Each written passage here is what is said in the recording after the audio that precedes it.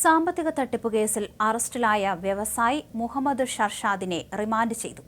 ഇന്ന് പുലർച്ചെ 2 മണിയോടെയായിരുന്നു ഷർഷാദിനെ കൊച്ചിയിലെത്തിച്ചത്. കൊച്ചി സ്വദേശികളിൽ നിന്ന് 40 ലക്ഷം രൂപ തട്ടിയെടുത്തു എന്ന കേസിലാണ് കൊച്ചി സൗത്ത് പോലീസിന്റെ നടപടി.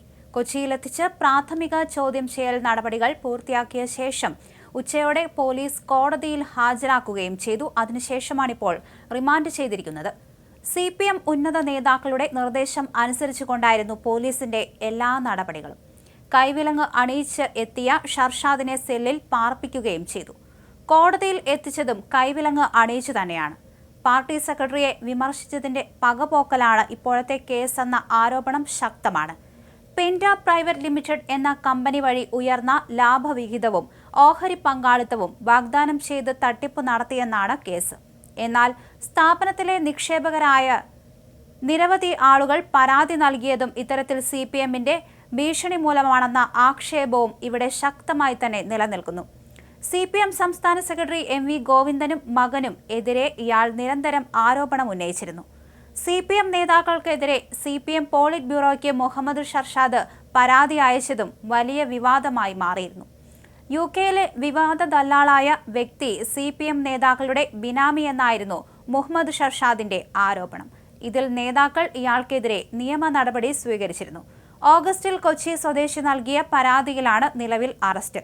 കൂടുതൽ പരാതികൾ എത്തിക്കാനുള്ള ശ്രമവും അണിയറയിൽ നടക്കുന്നുണ്ട്.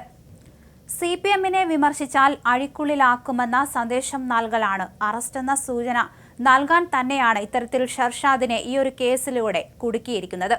ഇതേ തുടർന്ന് 2 കേസുകളാണ് എറണാകുളം സൗത്ത് പോലീസ് രേഖപ്പെടുത്തിയതും.